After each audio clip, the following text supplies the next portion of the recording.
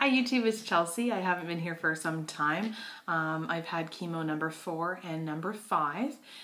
Number 4 didn't go very good. I got sick before that. Felt very, very poor, and it took me a while to get recovered. It was just a basic cold, but boy, did it ever seem to hit me hard. I felt so weak, like my bones were just tired. I couldn't move. I spent one whole day laying on the floor on our carpet, which was like different because I didn't want the couch, I didn't want the bed, but I was just beat. That passed. I then had my 30th birthday, so I'm now 30, and I've noticed I have wrinkles. What's that about? But I was actually doing some reading, and chemo doesn't really do very good things for your skin, so I'm hoping that decides to leave when the chemo is done. My cat is driving me absolutely senile because he himself is senile, and we're spending way too much time together. So that being said, I'm trying to get out of the house a little bit more now. I'm going to Wellspring, which some of you may know in Canada, which is like a cancer support center. They do yoga, they do healthy eating, knitting, which I actually attempted knitting. I know, so sad, but whatever, to pass the time. It's been really good. I went and did a yoga class there, and it's nice to just be surrounded by a bunch of people that are in the exact same boat as you, or at least had been. There was nobody else that had little to no hair. Everybody else had hair, but through my reading, I'm realizing that certain chemos don't take all your hair. My hair seems to have been slowing down. It thinned out a little bit more, but it's definitely not falling out as it was. I still notice it at times, but not that painful feeling like when you have your hair tied back too tight. It doesn't have that feeling anymore, so that's nice. Being noticed all the time wherever I'm going, because I'm not wearing a wig. I am wearing nothing, just rocking the bald. I've had people say really stupid things, and people ask, why would you have shaved your head like that? Why do you think I have cancer? Oh, I'm so sorry. Now you've made me feel bad. I'm sorry you feel bad. Perhaps don't ask stupid questions or phrase them differently. Had another gentleman at the grocery store. My husband pretty much has the same haircut as I. We were walking in hand, and he says, you and your wife have the perfect summer haircut. Oh yes. What does that mean? I don't know how to take it. Maybe he knows somebody that had cancer, so maybe that's a good thing. Like he's trying to be nice. But then there's other people that are like, I love your hair. Don't let anybody tell you otherwise. Those are the people I like. I am sick and tired of being told, oh, but you look good. That's bullshit.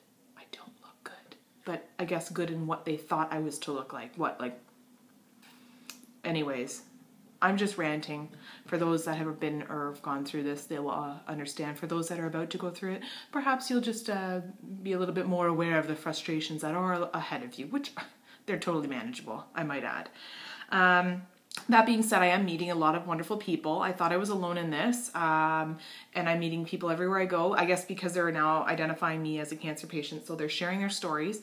Met a girl that had a husband that had stage, I think it was not stage 4. They don't classify testicular cancer as stage 4. This cat, I'm telling you.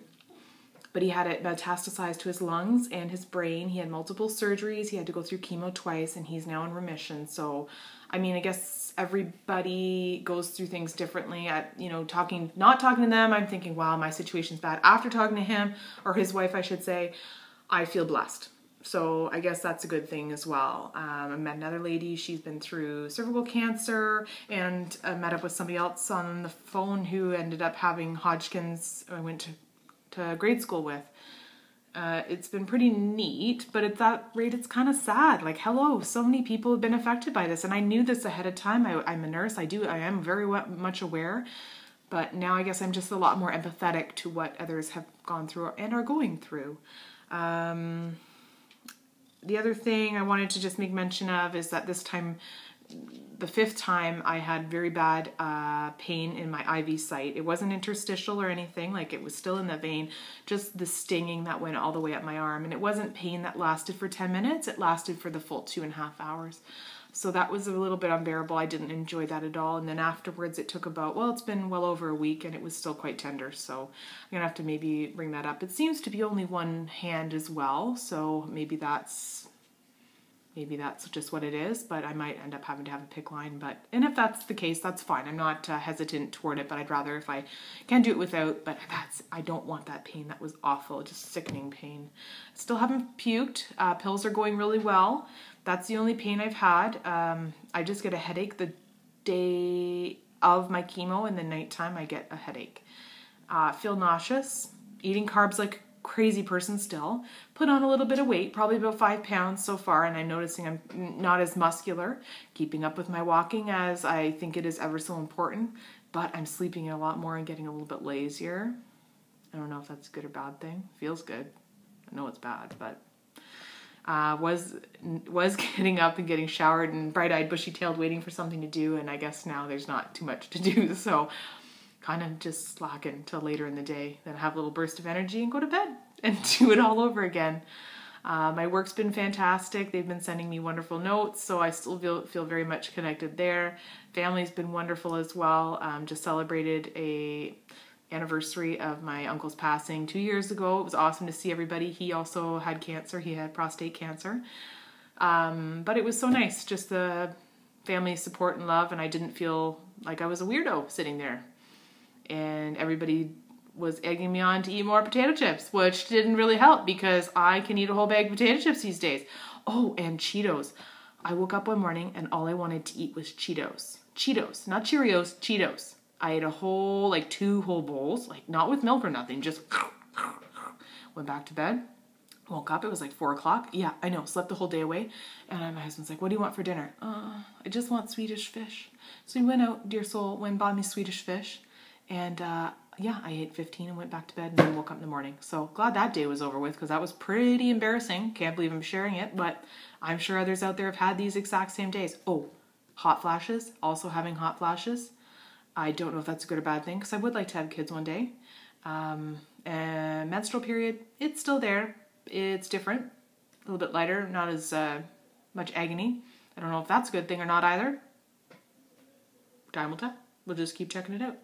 Hope everybody's well, keep motivated, keep happy, keep smiling, and we'll make it through this. All right, see ya.